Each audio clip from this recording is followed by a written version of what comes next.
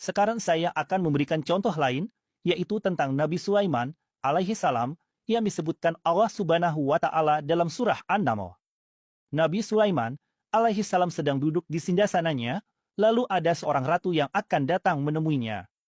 Nabi Sulaiman alaihi salam ingin melihat, maka Rasulullah Muhammad Shallallahu alaihi wasallam berkata, "Kembalikan anak-anak burung itu ke sarangnya, karena menyakiti makhluk lain itu bukanlah perbuatan yang baik." Artinya, Rasulullah bahkan sangat peduli terhadap makhluk yang tidak bisa berbicara sekalipun. Sementara kita, sesama muslim, And they see the sword in my hand.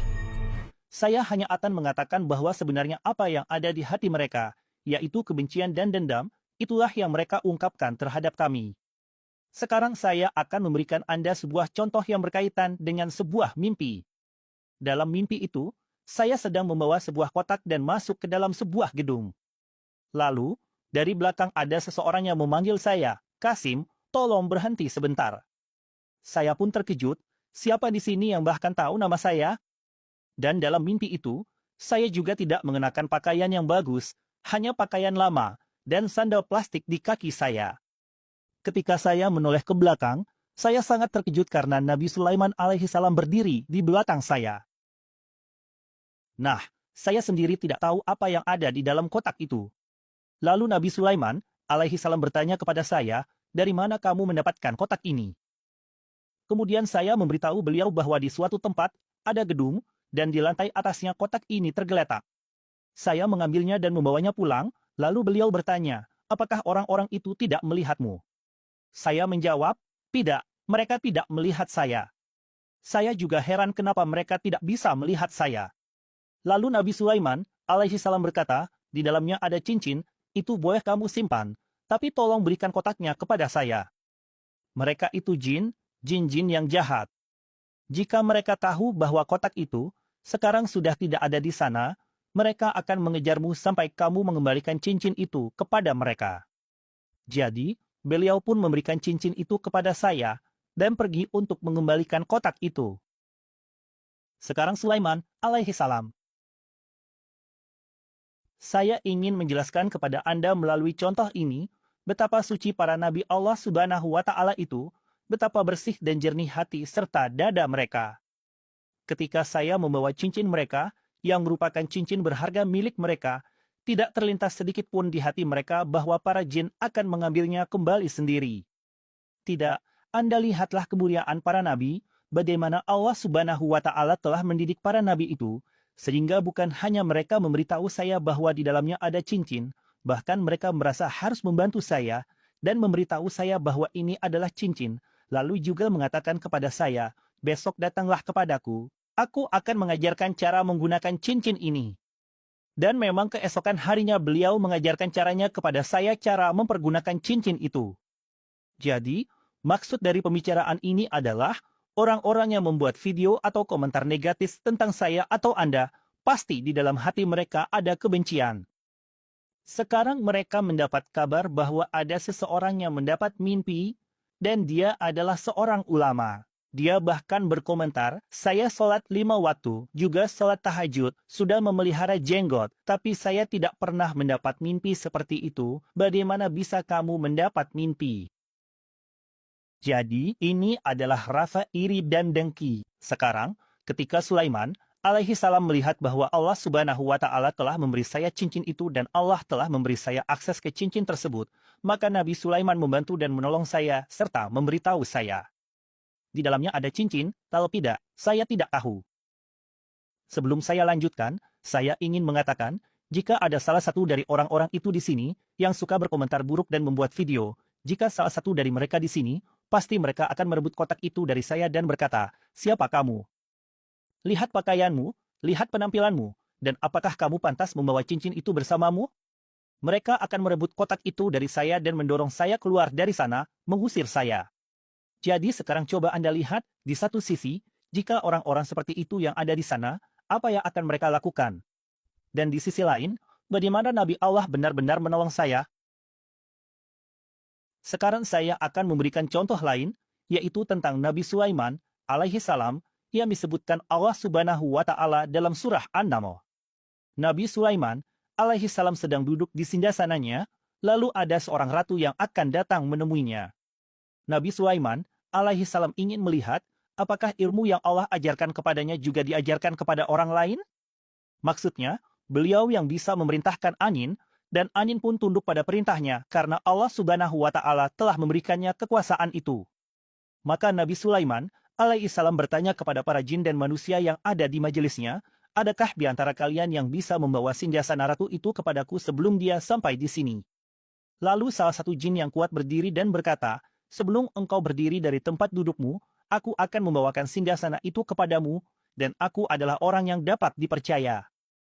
Kemudian disebutkan tentang seseorang, bisa jadi orang biasa, manusia biasa yang memiliki ilmu dari kitab Allah. Dia berdiri dan berkata, aku akan membawakan singgahsana ratu itu kepadamu sebelum matamu sempat berkedip.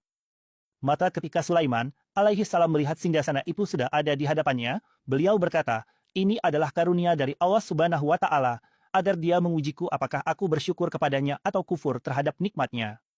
Barang siapa yang bersyukur, maka sesungguhnya ia bersyukur untuk kebaikan dirinya sendiri. Dan barang siapa yang kufur, maka sesungguhnya Tuhanku Maha Kaya lagi Maha Pemurah. Jadi, di sini pun ketika Allah Subhanahu wa Ta'ala menguji Sulaiman alaihi salam, tidak ada rasa dengki atau kebencian di dalam hatinya, tidak ada kesombongan atau keangkuhan, melainkan beliau justru bersyukur kepada Allah Subhanahu wa Ta'ala. Ketika beliau melihat bahwa ilmu yang Allah Subhanahu wa Ta'ala berikan kepadanya, ternyata ada juga orang biasa yang memiliki ilmu serupa, sehingga ia bisa mendatangkan singgasana ratu itu bahkan sebelum matanya sempat berkedip, maka pelajaran-pelajaran yang Allah berikan dalam Al-Quran ini mungkin tampak kecil bagi kita. Tetapi sebenarnya Allah berusaha menjelaskan kepada kita secara mendalam, bagaimana kita harus menghilangkan rasa dengki dan kebencian dari dalam diri kita. Saat video ini dibuat, komentar bermunculan, hal seperti itu terlintas, dan saya berkata, Allah juga memberi saya kemampuan. Saya juga diberi lisan, saya juga bisa membuat video, saya bisa membuatnya dalam bahasa saya sendiri. Tapi saya berusaha mengendalikan rasa dengki dan kebencian dalam diri saya, karena jika mereka melakukan hal itu, bukan berarti saya juga harus menjadi seperti mereka. Jadi, urusan saya serahkan kepada Allah Rabbul Alamin, dan saya mengendalikan rasa dengki dan kebencian itu dengan cara berpikir bahwa siapapun yang membuat video atau komentar negatif tentang saya, mereka juga diciptakan oleh Allah Rabbul Alamin. Jika Allah Subhanahu wa Ta'ala menghendaki, mereka tidak akan pernah bisa sampai ke tahap itu, dan mereka tidak akan bisa membuat video tentang saya. Jadi, jika mereka membuat video, itu pun terjadi atas izin Allah. Jika Allah Subhanahu wa Ta'ala mau, Dia bisa saja tidak menciptakan mereka di zaman ini, seperti banyak orang lain yang tidak diciptakan.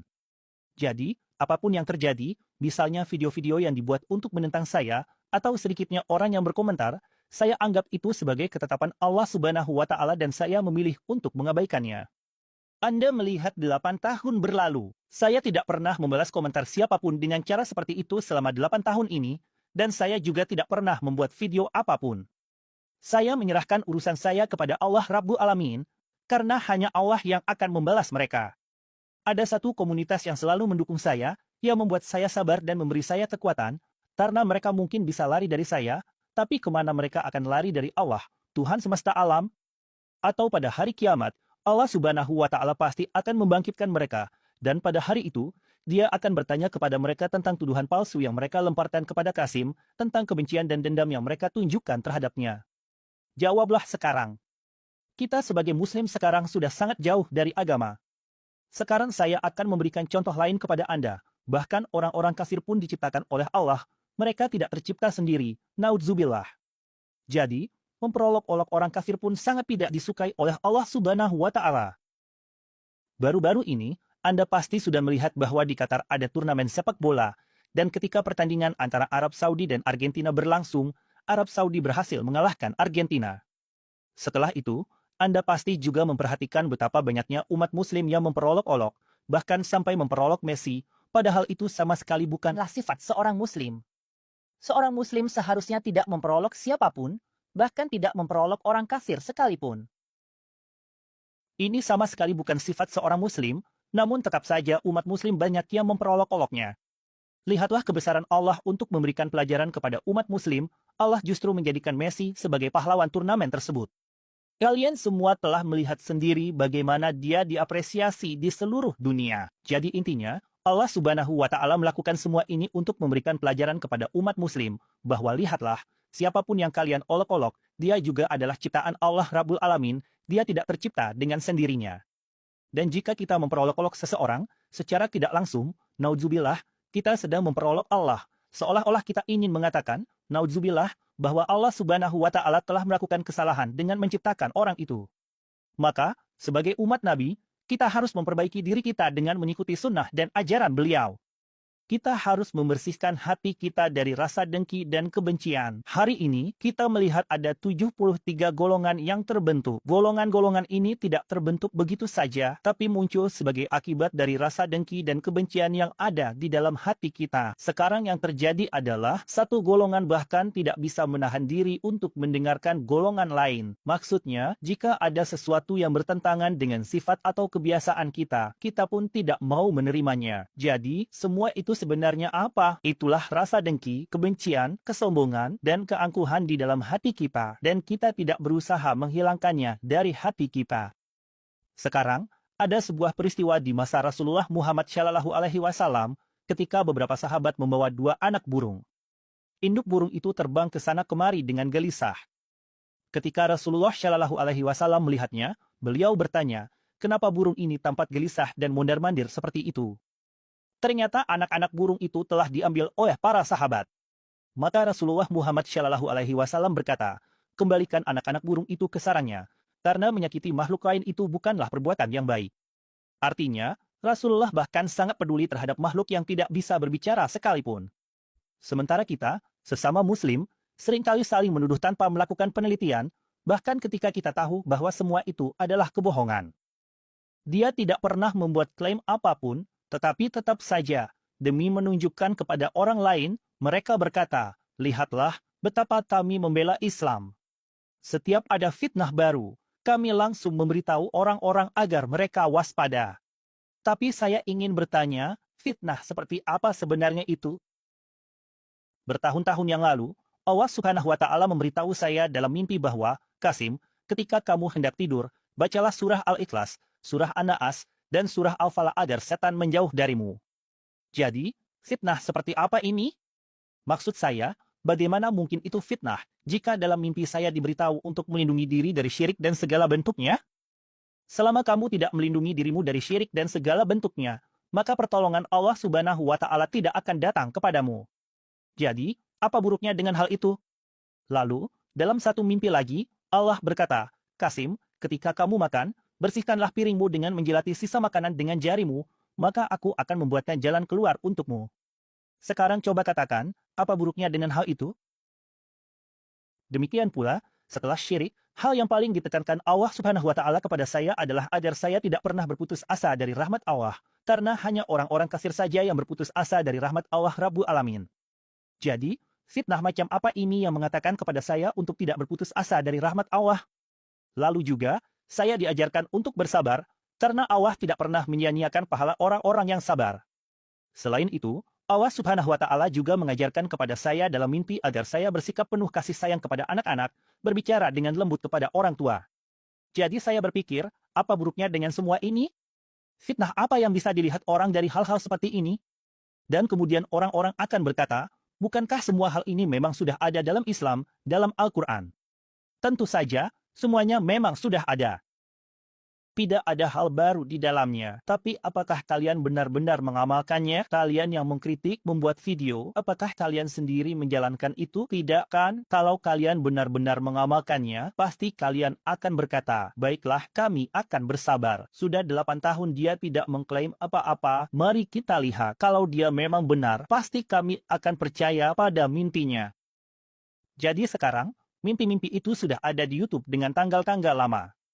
Tidak mungkin kan, kalau kamu mengunggah video baru lalu mengubah tanggalnya jadi tanggal lama? Itu tidak mungkin. Silakan cek sendiri, itu memang video-video lama, di mana saya juga pernah bilang bahwa saya tidak akan pernah mengklaim apa-apa.